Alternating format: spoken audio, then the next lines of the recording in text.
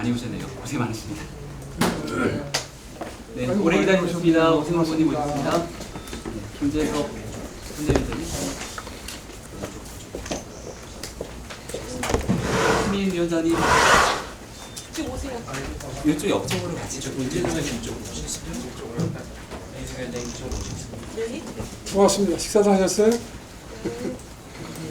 박수민 위원장님 오시면 제가 진행하겠습니다. 네, 조금만 기다려주시면 저희 박수민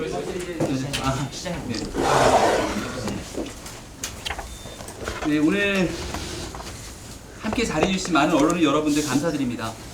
이재명 정부가 출범한 지 한 1년 가까이 됐습니다. 그 1년 가까운 기간 동안 서울에 있는 수많은 시민들에게 이 부동산에 관한 고통이 굉장히 가중됐습니다. 오늘은 이 이재명 정부 들어서 무주택 세입자에게도 또 집을 갖고 있는 유주택자에게도 모두가 고통스러운 나날이 되고 있는 이 부동산 지옥, 반드시 문제를 해결하겠다는 의지를 갖고 시민대책회의를 출정하는 기자회견을 가질 예정입니다. 제일 먼저 오세훈 후보님의 기자회견문 발표를 하고 난 다음 공동선대위원장님 세 분의 발언을 듣고 질의응답으로 이어가겠습니다. 네, 안녕하십니까. 국민의힘 서울시장 후보 오세훈입니다. 저는 오늘 서울 시민의 재산권과 거주권을 지키고 무너진 주거정의를 바로 세우겠다는 결연한 각오로 이 자리에 섰습니다. 서울 시민들께 집은 인생을 걸고 지켜온 희망이고 가정을 지탱하는 마지막 버팀목입니다. 그러나 이재명 대통령에게 집은 마음대로 흔들 수 있는 한낱 통치의 수단일 뿐인 것으로 보여집니다. 그 결과가 참혹합니다. 정말 주거 사정에 관한 참혹한 서울이 되었습니다. 집이 있는 서민도 어렵습니다. 집이 없는 시민도 힘들어졌습니다. 집을 계속 보유하려는 시민도, 집을 팔려는 시민도, 또 집을 사려는 시민도 모두가 고통받는 지옥이 되었습니다. 첫째, 집이 있어도 지옥입니다. 서울 공동주택 공시가격을 1년 만에 18.6% 올린 것은 정상적인 과세의 탈을 쓴 명백한 재산 강탈입니다. 소득은 그대로인데 세금만 치솟는 이 모순 속에서 집 한 채가 전 재산인 은퇴 어르신들은 앉아서 파산할 위기에 처했습니다. 이번 선거가 끝나면 이 정권은 기다렸다는 듯이 실거주 1주택자에게도 가차없는 보유세 폭탄 통지서를 들이밀 것이 자명합니다. 가렴 죽으라는 말이 이보다 더 절실하게 와닿은 적이 있을까 싶습니다. 정책 실패의 구멍을 성실한 납세자의 호주머니로 메우려는 이 무도한 행태 결코 좌시할 수 없습니다. 둘째, 집이 없는 분들은 더 지옥입니다. 전월세 사시는 서민들의 고통이 더욱더 극심해지고 있습니다. 전세는 씨가 말라붙었고 월세는 폭등하고 있습니다. 집주인이 실거주를 이유로 집을 비워달라 하면 갈 곳 없는 세입자는 아이의 학교와 직장을 뒤로 한 채 삶의 터전에서 밀려나 서울 바깥으로 내쫓깁니다. 빨리 집을 팔아야 하는 집주인과 계약 연장을 원하는 세입자가 충돌하는 이 비극적인 퇴거 갈등의 씨앗을 뿌린 것은 다름 아닌 이재명 정권입니다. 서울 전역을 토지거래 허가구역으로 묶고 다주택자를 죄악시한 결과입니다. 수천 세대 대단지에 전세매물 제로 0건이라는 믿기지 않는 초현실적 사태가 현실이 되고 있고 세입자가 집주인 앞에서 면접을 봐야 하는 기막힌 시대가 되었습니다.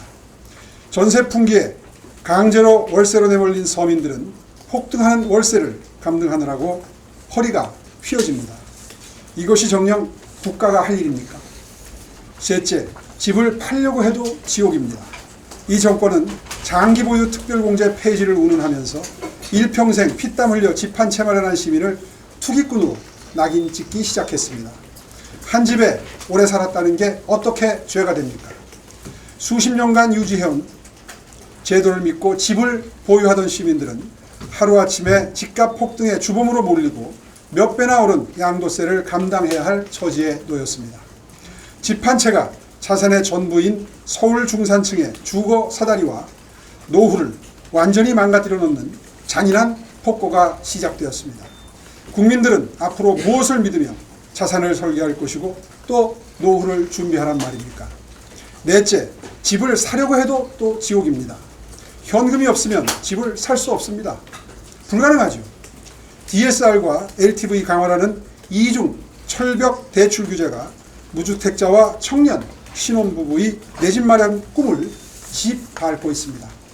현금 부장한 집을 살 수 있고 부모로부터 물려받은 것 없는 청년들은 평생 월세로 전전해야 하는 나라. 지금 이 정권이 그런 나라를 향해 가고 있습니다. 서울 주택 공급의 거의 유일한 혈맥인 재개발 재건축도 막무가내식 규제로 고사 직전입니다.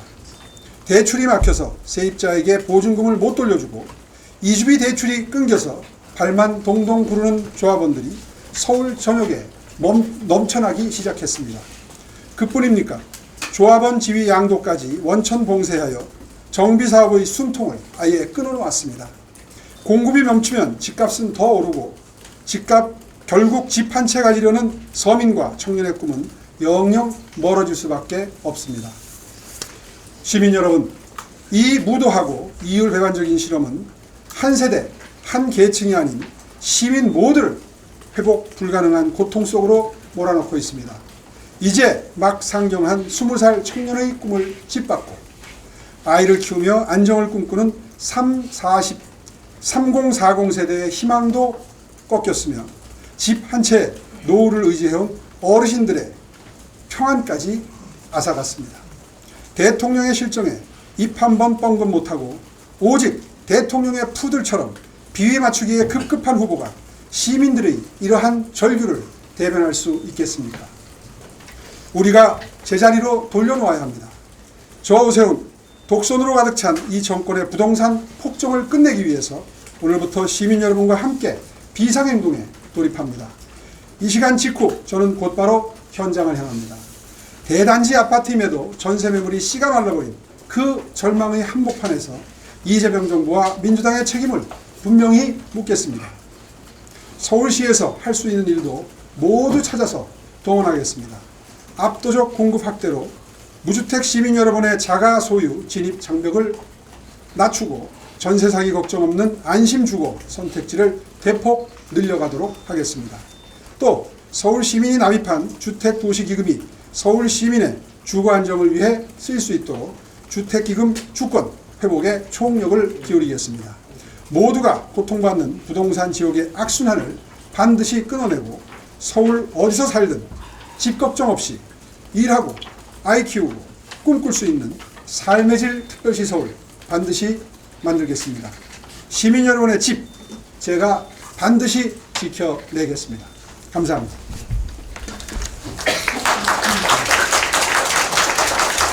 네, 그럼 이어서 오늘 함께 자리하고 있는 공동선대위원장님들의 말씀 발언을 듣도록 하겠습니다. 제일 먼저 박수민 위원장님 말씀해 주시겠습니다.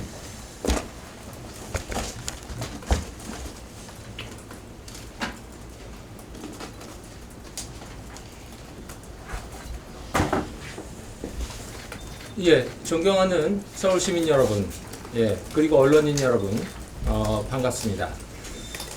국민의힘 오세훈 서울시장 후보 공동선대위원장을 맡고 있는 박수민입니다. 지금 서울에는 8개 정도의 부동산 지옥이 펼쳐지고 있습니다. 이게 어떻게 시작돼서 전개된 것인지 제가 사건을 시간순으로 좀 재구성해 드리겠습니다. 작년에 여러분들 기억 다 하시겠지만 갑작스런 정권 교체가 있었습니다. 그리고 다시 좌파 정권이 들어서면서 이게 부동산 공급을 잘 할까 하는 시장의 불신이 시작됐습니다. 집값이 불안해지기 시작했습니다. 그런데 이때 이재명 정부는 전격적인 대출 규제를 도입했습니다.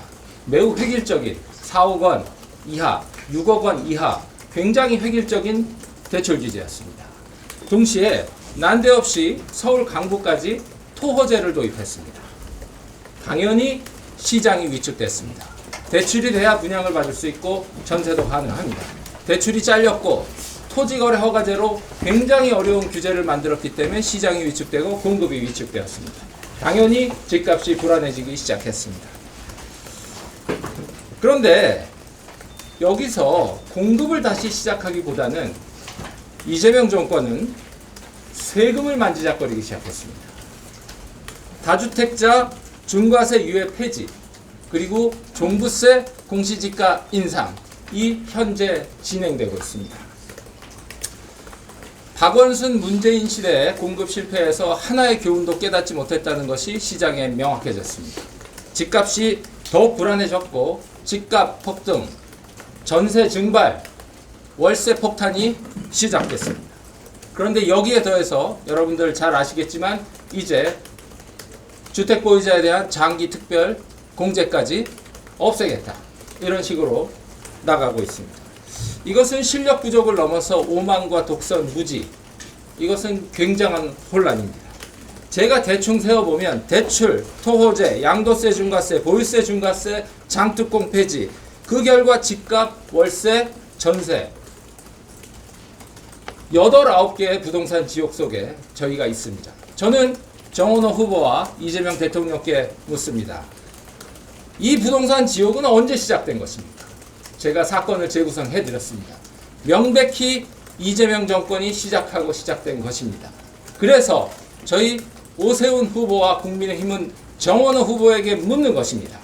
이재명 정권 이후 시작된 이 부동산 지옥에 대해서 서울시장 후보, 민주당 후보 정원호는 어떤 입장을 갖고 있느냐. 이것을 명픽이니까 명팔, 이재명 대통령 쫓아만 다닐 것이냐, 아니면 서울시장으로서, 후보로서 시민들의 집, 재산, 세금, 전세, 월세, 재산을 지키겠다는 입장이냐. 아직까지 저희는 듣지 못하고 있습니다. 정원호 후보 없는 정원호 캠프에서 논평만 쏟아지고 있습니다. 더 이상 숨지 마십시오. 이 문제는 서울 시민의 전세, 월세, 집, 재산, 세금이 걸린 문제입니다. 당당히 나와서 서울시장 후보로서 어떤 입장을 갖고 있는 것인지, 명픽이니까 명픽만 하겠다는 것인지 밝혀주기 바랍니다. 이상입니다. 이어서 윤희수 공동선대위원장님의 발언을 듣도록 하겠습니다. 예, 간단하게 말씀드리겠습니다. 저는 사회생활 시작할 때 여러분 대부분이 그렇듯이 월세로 시작을 해서, 그리고 전세를 몇 년 살다가, 그리고 자가주택을 구입했습니다. 이게 우리나라에서 얘기하는 주거사다리입니다. 주거정책의 가장 큰 기둥이 요 주거사다리를 건강하게 움직이고, 내가 저 다리를 올라가지 못할 거라고 생각하는 사람이 없어야 되는 게 우리나라 주거정책의 가장 중요한 부분입니다. 그 사다리를 자력으로 오를 능력이 없으신 분들을 위해서는 복지정책이 있는 것이고, 그런데 지금 이 사다리가 끊어질 위험에 처했습니다. 왜냐하면 맨 윗단에 있는 아파트 가격이 너무 뛰었기 때문에, 그리고 그게 너무 뛰는데 정책을 또 잘못해서 중간에 전세가 아예 없어지고 있습니다. 그러니 이제는 월세도 가격이 너무 뛰어요. 가격이 너무 뛰니까 이제는 서울 안에서 버티지를 못하게 되는 상황이 바로 눈앞에 와 있습니다. 왜 이렇게 될까요? 아주 기본을 맞추지 못해서 그렇습니다. 뭔가 문제가 있을 때, 시장에서 문제가 있을 때는 수요와 공급이 심각하게 불일치가 나타나는 거죠. 문재인 정부 때도 그랬고 지금도 그랬고, 서울의 아파트 공급이 수요를 못 따라가니까 가격이 급등을 하는데, 가격은 중요한 시그널이라서 그럴 때는 공급을 늘려줘야 되는데, 문재인 정부 때는 세금 폭탄으로 위협만 했고, 이재명 정부도 마찬가지로 지금 재개발, 재건축이 이루어지지 않도록 지금 계속 수요만 쥐어짜고 있습니다. 서울같이 600년 된 도시에서 새 땅이 없으니 재개발, 재건축이 원활하게 굴러갈 수 있도록 하는 게 아파트 공급입니다. 근데 너무나 이 명확한 답을 계속 피해가면서 세금 폭탄 때렸다가, 규제 때렸다가, 토호제 전역으로 확대했다가, 지금 이렇게 그 답이 아닌 것을 계속 주장하고 있는 거죠. 정원호 후보는 이재명 대통령하고 이 부분에서 전혀 대통령에게 당신 틀렸다는 얘기를 할 수가 없습니다. 아니, 하지 못하는 것 같아요. 그러니 이번에 그 찾아낸 답이 뭐냐면, 아파트 재개발, 재건축이 잘 돼야지 공급이 일어나고, 그래야 이 주거사다리가 작동을 하는데, 겨우 찾아낸 답이 대통령하고 엇나가지 않으면서 공급을 하겠다라는 얘기를 해야 되니 빌라를 공급하겠다라고 얘기했습니다.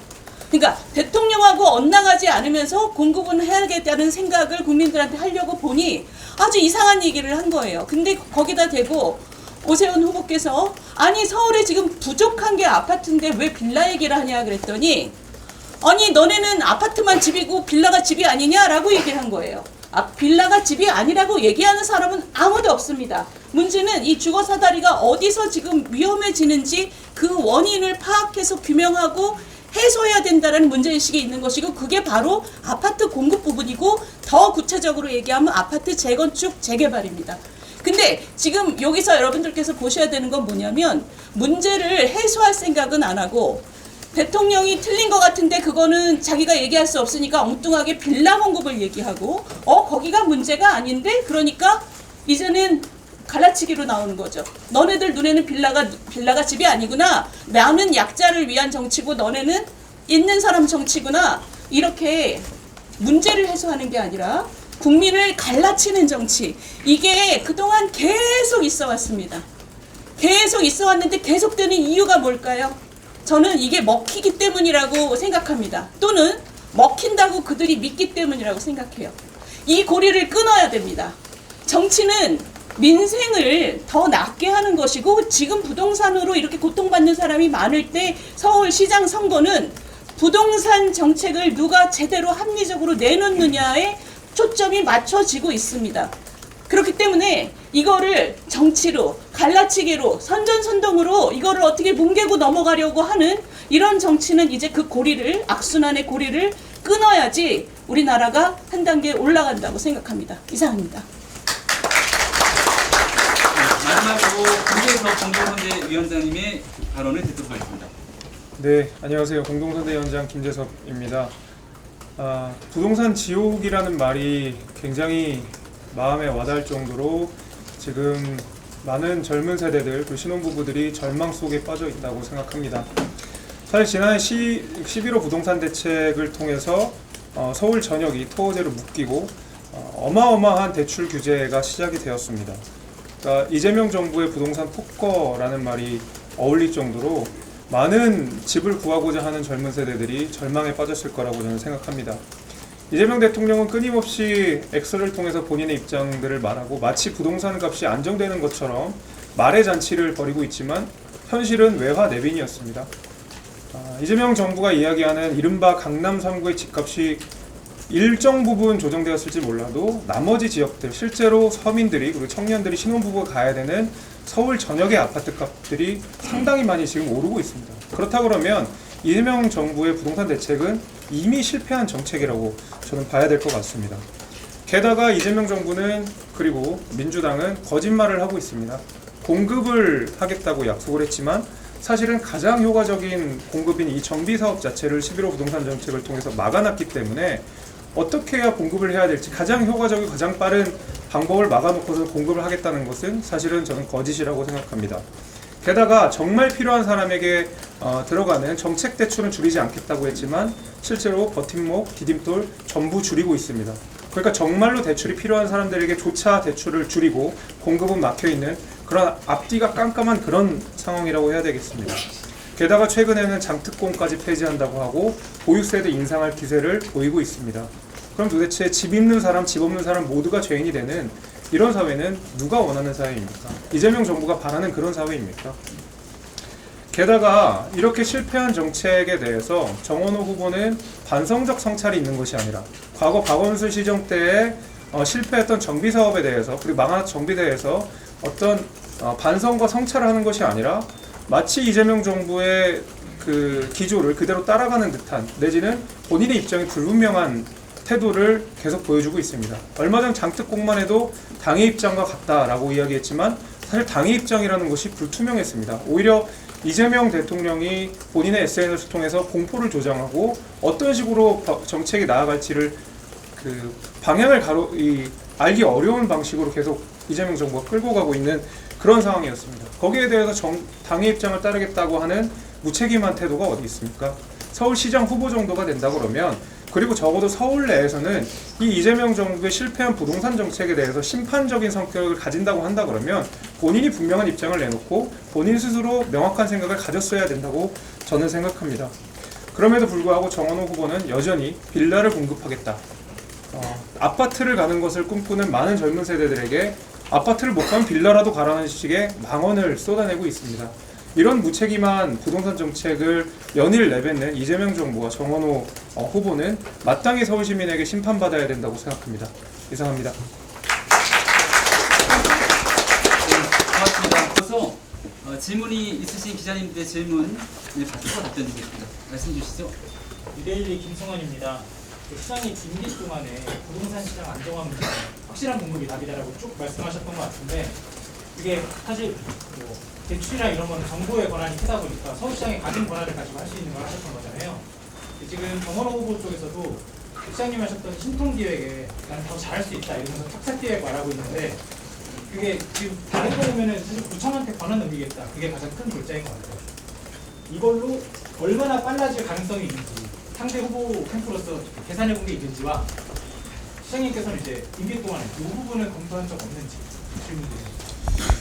네, 착착 개발이라는 용어를 신통계획에 대체해서 쓸 뿐이지 내용은 달라진 것이 전혀 없고요. 그리고 그 내용을 들여다보면 매우 공허합니다. 왜 그러냐면요. 본인이 하면 더 빨리 할 수 있다. 이런 이야기를 하면서 법을 개정하겠다. 이런 이야기를 합니다. 그런데요. 이 내용을 실무적으로 잘 아는 사람들 입장에서는 그 말이 얼마나 허구에 찬 이야기인지 금방 알아볼 수가 있습니다. 지금은 법령상의 한계 때문에 18년 걸리던 거를 법령을 거쳐서 12년으로 신통계획이 줄인 게 아닙니다. 법은 그대로 있으면서 전체적인 스케줄을 겹치게 조정을 해서 신속통합의 원래 말은 신통계획은 신속통합이거든요. 절차를 통합해서 신속하게 하는 겁니다. 줄일 수 있을 때까지 마른 수건 쥐어짜듯이 줄여놓은 겁니다. 예를 들면요. 흔히들 뭐 처음 구역 지정 단계와 조합 설립 단계에서 한 5년 걸리던 걸 2년 6개월로 줄인 거 이건 아마 다 알고 계실 거예요. 이게 법령이 바뀌어서 줄어든 게 아닙니다. 실제로 서울시가 전 주택 관련 공무원들을 총동원 해가지고 그 과정을 전부 구역 지정부터 조합 설립까지를 도와드린 거예요. 과거에는 이게 본인들끼리의 어떤 의견을 모으는데 시간이 오래 걸리던 것들을 서울시가 전폭적인 지원을 해서 전부 다 빨리 진행될 수 있도록 도움을 드림으로써 가능해졌던 일입니다. 자, 이제 그 절차도를 이해하신 분들은 머릿속에 그 다음 단계가 실시계획 인가와 관리처분 인가입니다. 근데 이런 부분에 대해서 일반 시민들이 거의 뭐 잘 모르세요. 이 자세한 절차도를. 그러다 보니까 그런 착각을 악용하는 겁니다. 실시계획 인가는 큰 틀에서의 계획입니다. 용적률을 얼마나 올려드리냐, 그리고 그 안에 어떤 시설들을 넣을 거냐, 이런 큰 틀의 밑그림이 그려지면 그제서야 이제 그 다음 자세한 계획이 세워지는 게 그게 관리처분 인가입니다. 관리처분 인가는 예를 들어서 몇 세대를 넣을 거냐, 어느 위치에 넣을 거냐, 그 다음에 세대별 분담금이 얼마냐, 이런 거를 결정하는 겁니다. 자, 이렇게 설명을 듣고 보니까 실시계획 인가와 관리처분 인가를 동시에 진행할 수 있나요? 밑그림이 그려지지 않은 상태에서 세세한 설계도를 그릴 수 있나요? 이건 지킬 수밖에 없는 절차입니다. 이거를 지금 줄이는 걸 법령으로 줄이겠다? 이거는 절차를 모르거나 아니면 알면서도 국민을 속이는 거죠. 자, 그 다음 절차로 갑니다. 이제 관리처분 인가가 끝나고 나면 그 다음에 이제 이주를 시킵니다. 이주를 하는데 뭐 500가구, 1000가구, 때로는 뭐 몇천 가구 되죠. 이 수천 가구가 다 이사를 나가야 비로소 허물 수 있습니다. 그렇죠? 이거 이주시키고 전부 다 이주해서 나가고, 본인이 자가인 경우에는 이주를 나가는 것이고, 자가가 아닌 전월세 사시는 분들은 다른 전월세를 찾아서 나갈 수 있도록 도와드려야 되는데 그게 1년 만에 되겠습니까? 계약 도래 기간이 다 다른데. 그러니까 최소한 1년에서 2년은 걸리겠죠. 허무입니다. 새로 짓습니다. 새로 짓는데 1년 만에 짓습니까? 이것도 1년 내지 2년은 좋게 걸립니다. 그래서 한 5, 6년 잡아야 되는 겁니다. 이거를 본인이 하면 더 빨리 할 수 있다고 하면 어디에서 줄이겠다는 얘기입니까? 설명을 들으니까 이해가 가시죠? 이런 거짓말을 아무 설명도 없이 본인은 할 수 있다는 포장을 해서 공약을 하고 있으니, 그래서 제가 거짓말이다, 한마디로 말해서 이런 표현을 쓰는 것입니다. 더군다나 본인이 이야기하는 게 500가구 이하는 구청으로 내려달라고 합니다. 시의 권한을. 이미 아까 말씀드린 관리처분인가나 실시계획인가나 관리처분인가의 권한은 구청에 있습니다. 여기 부동산 전문으로 하시는 분들은 다 아실 거예요. 뭘 구청으로 내립니까? 구역 지정 단계에서, 그 다음에 조합 설립 단계에서 줄일 수 있는 거, 그건 서울시가 다 줄여놨습니다. 이제 무려 지금 재건축, 재개발, 그 다음에 모아타운까지 578개 구역이 지금 돌아가고 있어요. 뭐를 구청에서 가져가겠다는 겁니까? 또 이주시키는 걸 구청이 할 수 있습니까? 허물고 새로 짓는 걸 구청이 할 수 있습니까? 절차를 전혀 이해하지 못하기 때문에 하는 이야기입니다. 그래서 제가 양자 토론이 필요하다고 하는 겁니다. 양자 토론하면요, 이런 거짓말이나 부족한 실력이 그대로 드러납니다. 도대체 어디에서 줄일 거냐 물어볼 생각이에요. 양자 토론을 응하지 않습니다. 네, 여기에 대한 윤희수 위원장님이 예, 추가 답변을 간단하게 추가해드리면, 제가 성동구에서 관찰한 바에 의하면 정비 사업을 그 발목을 잡는 것이 누구냐면 서울시청이 아니라 성동구청입니다. 먼 나라님보다 가까운 주먹이 더 세다 그러잖아요. 이번에 가까운 예로 그 흥당 7구역 재개발 지역에 그 무당 구땅 맨 처음에 구역 지정 신청했을 때 구청에서 회방 났습니다. 파토냈어요. 파토낸 이유가 뭐냐, 뭘 어떻게 하면 될까요 했더니 무당 구땅이랑 합의해라. 이게 구청의 횡포입니다. 가까운 주먹이 훨씬 더 큰 횡포를 부릴 수 있기 때문에 저는 500세대 이하는 구청으로 권한을 내려라. 이런 구청장이 얼마나 많겠습니까? 겉으로는 돕지만 서류 갖다 놓으면 5만 가지 이유로 그거를 파토내고 뭉개고, 이런 그 구청장들이 굉장히 많습니다. 그거는 재개발, 재건축 사업을 훨씬 더 지연시키게 되는 그 부작용을 가져올 거라고 저는 생각해요. 네, 다음 질문 주시죠. 수원 김준욱입니다. 아까 양자토론 말씀해 주셔가지고요. 네, 정책적인 역량을 비교해 본다고 했지만 그 정원호 후보 측에서는 응답을 거절한 적이 없다. 아니 원래 시장 후보로 출마한 여러 정당 후보들과 같이 토론회를 하는 것이었다. 라는 식으로 답변을 일관했던 것 같은데요. 지금 시장님이 원하시는 실질적인 정책 비교가 대중에게 비교가 되려면 결국 생방송을 통한 양자 토론 말고는 또 어떤 방법이 있을지. 생방송을 통한 양자 토론을 무제한, 우리 흔히 말하는 맞짱 토론 형식으로 충분한 시간을 가지고 하기를 바라는 거죠. 지금 제가 그 토론을 회피한다는 지적을 하니까 방금 전에 YTN에 나와서 그러셨어요. 지금 그 말씀도 하지만 오세훈 후보도 경선 때 토론을 피했다 이런 말을 합니다. 그러면서 왜 나하고는 또 토론하자 이런 말을 하자 그러냐 이런 말을 합니다. 지금 윤희숙 의원님 옆에 계시지만 당시에 제가 우리 당 내 경선이라서 좀 더 깊은 말씀은 안 드렸지만, 당시에 여기 계시는 박수민 후보나 우리 윤희숙 후보님의 공약은요 다 합해서 10개가 안 됐어요. 저희들 경선이 갑자기 치러졌기 때문에, 그러니까 예를 들면 경제공약, 복지공약, 환경공약, 주거공약, 교통공약 구색이 맞춰져야 될 거 아니에요.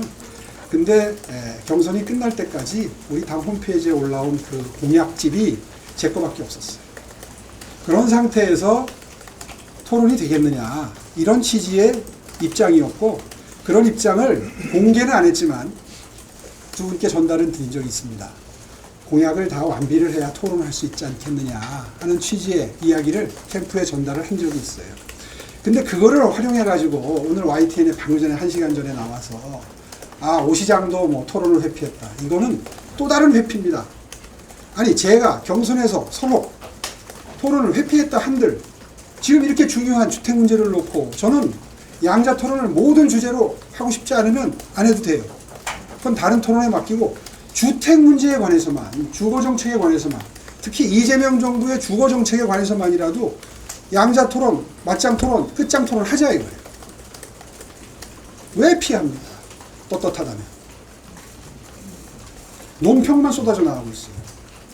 네, 다음 질문 이어서 받겠습니다. 타이머션 뉴스 이사를 기자입니다. 그 부동산 시장의 경우에 중앙정부와 시각이 좀 다를 경우에는 좀 이제 공약 달성이나 이런 것들이 좀 쉽지 않을 것이다 이런 시각도 있는 걸로 아는데요. 이에 대한 대응 전략이 있으시다면? 그건 뭐 비단 일부 영역뿐만 아니라 모든 사안의 경우에 철학을 달리하는 당이기 때문에 견해를 달리할 수 있습니다. 또 때로는 견해를 달리해도 합의점을 모색할 수 있습니다. 또 합의점이 모색이 안 되면 끝까지 투쟁하고 요구하고 할 수 있습니다. 그건 케이스 바이 케이스죠. 경우에 따라 다 다를 수 있습니다. 그렇기 때문에 다른 관점을 가진 시장이 다른 관점을 가진 합리적인 시장이 필요한 겁니다.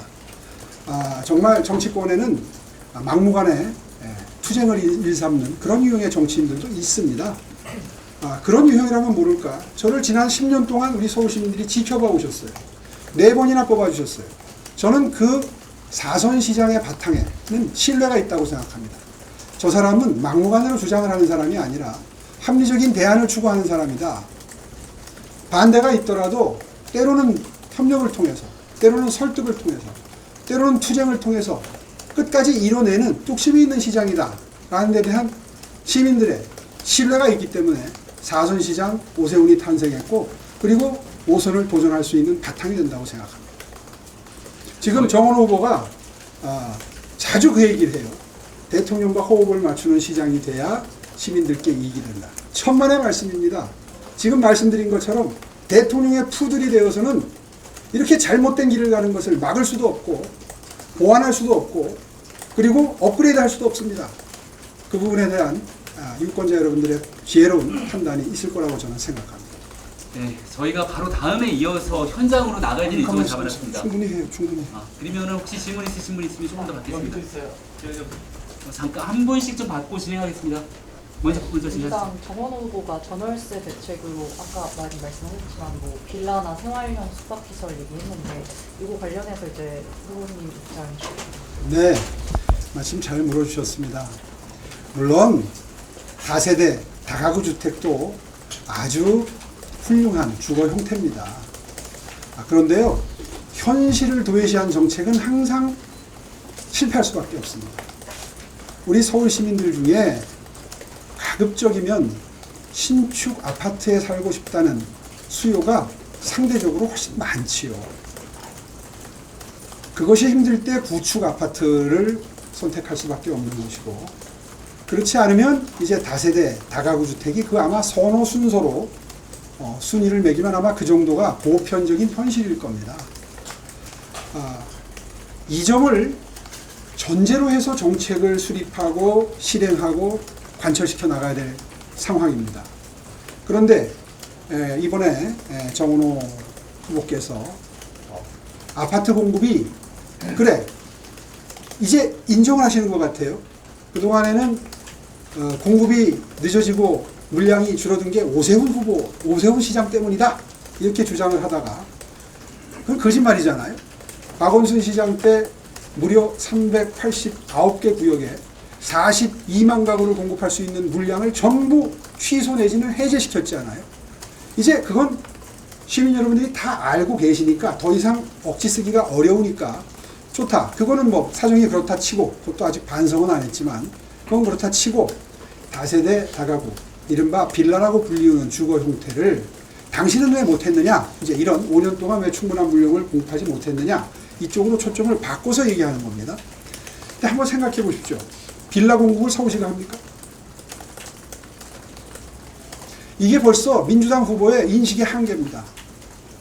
다세대 다가구 공급을 서울시가 공공주택처럼 저희가 주도적으로 합니까? 저희는 인허가를 수월하게 해드리든가 인센티브를 드리는 방식으로 민간에서 많이 집을 짓도록, 다세대 다가구를 짓도록 유도할 수 있는 권한밖에 없습니다. 그런데 기억하시다시피 제가 2021년도에 보궐로 들어와서 일을 할 수 있었던 건 22년부터 본격적으로 일을 했는데요. 22년 2월 달에 러우 전쟁이 터졌습니다. 그 직전에는 그때까지도 아직도 코로나 팬데믹이 끝나지 않은 상태였습니다. 그때 건설 경기가 완전히 죽어 있었죠. 러우 전쟁 때 원자재가 폭등했습니다. 그 이후에 인건비를 비롯해서 모든 건축 원가가 몇십 %씩 뛰어올랐습니다. 그래서 건축으로, 건설로 이익을 추구하는 회사들이, 개발 사업자들이 모두 다 사업 의지가 위축이 돼서 집을 짓지 않기 시작했습니다. 그걸 구청장 시절에 몰랐을까요? 본인도 뼈저리게 느꼈을 거 아닙니까? 그게 그런 식으로 진도가 잘 나갔다면 자기 본인 성동구에서 성수 전략 정비구역 1, 2, 3, 4지구가 왜 올스톱 된 상태로 10년 동안 그대로 있다가 제가 돌아오니까 그대로 제가 퇴임할 때 시작했던 것 같은 상황이 지금 이제서야 벌어지고 있는데, 본인은 뭘 했습니까?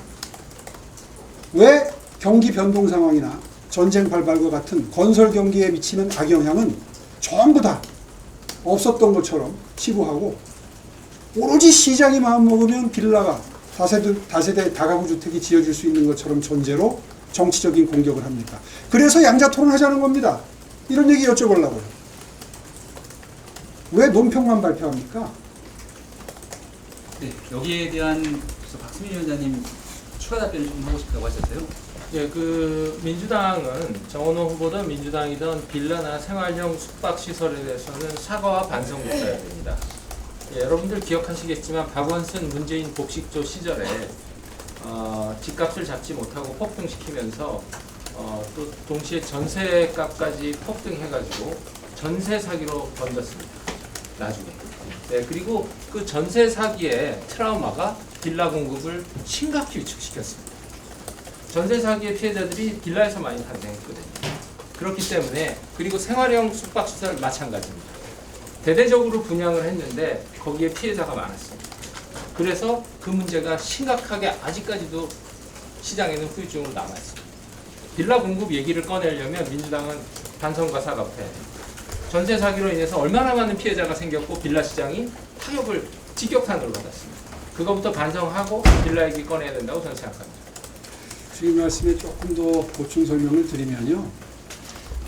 기억하시다시피 문재인, 박원순 복식조에 의해서 부동산 가격이 오를 대로 오른 폭등 상태에서 아까 말씀드린 코로나도 시작이 됐고 러우 전쟁도 시작이 됐습니다. 그런데 22년도에 정권이 바뀌었습니다. 윤석열 정권으로. 윤석열 정권으로 바뀐 직후에 전세 사기 사건이 불거지기 시작합니다. 이 원인은 뭐냐? 전세 사기의 개념이 뭐죠? 집값에 육박하는 전세 보증금 수준이 형성된 상태에서 집값이 떨어지게 되면 자연스럽게 깡통 전세가 되면서 이게 전세 사기화되는 겁니다. 거기에는 고의적인 전세 사기범도 있지만 불가항력적으로 집값이 떨어졌기 때문에 본의 아니게 깡통 전세가 된 집들이 많아요. 그런 피해자들이 많은 겁니다. 그러니까 이 원리를 이해를 하면 문재인, 박원순 시장 시절에 올랐던 집값이 윤석열 정부가 들어서면서 떨어졌던 것을 반증하는 시대적인 흐름을 반영합니다. 그런 상황을 도외시하고 그런 전세 사기 내지는 깡통 전세 현상 때문에 생겼던 빌라 회피에 대한 사회적인 현상, 서울 시민들의 선택이 다가구 다세대에서 그 불안감을 바탕으로 아파트 수요로 이전에 갔던 것들 우리는 다 데이터로 가지고 있습니다. 그런데 이제 와서 몇 년 지났다고 해서 전부 뚝 잘라가지고 마치 자기들은 무관한 것처럼 오세훈 시장이 빌라 시장을 어렵게 했다. 정말 적반하장도 후한무치하고 무책임한 적반하장이라고 저는 생각합니다. 앞서 질문 못하셨던 기자님 질문 주시죠. 네, 말씀 주세요. 마이크 없이 되나요? 네네, 마이크 없습니다. 저 한국경제신문 네. 부동산부의 박종필 기자입니다. 일단 그러니까 오늘 공약으로 배포하신 자료 중에 그 주택 도시기금, 네. 예, 그 부분 주택기금 주권 회복이라는 부분 좀, 네. 좀 설명 부탁드리려고 하는데 이게 지금 실제로 쌓이는 금액이 서울에 할당되는 게 좀 작다. 네. 그 확보하려면 어쨌든 정부랑 소통이 좀 필요할 것 같고 네. 어떻게 소통하실지, 그다음에 주택기금은 만약에 확보에 성공한다면 어디에 좀 제일 많이 활용을 하고 싶으신지 네. 이 부분 좀 추가로 설명 부탁드립니다. 네, 좋은 질문 감사합니다. 이미 서울시는 주택진흥기금이라고 하는 것을 5조 원 정도를 마련하기 시작했습니다. 벌써 한 1년 됐습니다. 이게 그럼 전혀 새로운 시도를 지금 오늘 설명드린 게 아니라 주택진흥기금 5조 원을 만들기 위해서 이미 재원을 쌓기 시작했습니다. 이제 그것을 한 10조 원까지 늘려보겠습니다. 오늘 그 재원 마련 대책에 대한 부분적인 설명을 아까 드린 겁니다. 이 주택 그 기금이라는 게 우리 저 청약할 때 쌓이는 정부에 쌓이는 그 자금이 있는데요. 이게 무려 25조 원이 거쳤습니다. 그런데 그 중에 한 10조 원만 쓰이고 나머지 15조 원은 잠자고 있습니다. 서울에서 거친 게 그렇습니다. 그러니까 서울 시민들이 낸 거기 때문에 서울 시민들이 돌려받을 수 있도록 해달라. 이렇게 입장을 정리해서 정부에 요구할 생각입니다. 아마 다 돌려받지는 못하더라도 일부라도 돌려받으면 10조 원 정도의 주택진흥기금을 축적하는데 큰 어려움은 없을 것이다. 이렇게 생각을 하는 것이고요. 이제 그런 방향으로 정부에 당당히 요구해서 관철시키겠습니다. 네, 이 정도 질문이면 어느 정도 되지 않았을까 싶은데요. 오늘 기자회견을 위해서 선택해 주신 기자님들 감사드리고 지금 바로 또 현장으로 갈 겁니다. 앞으로 현장에서 활동하는 부동산 지옥 시민대책회의 출정 이후 행동에 대해서 많은 관심을 부탁드립니다. 고맙습니다. 네, 감사합니다.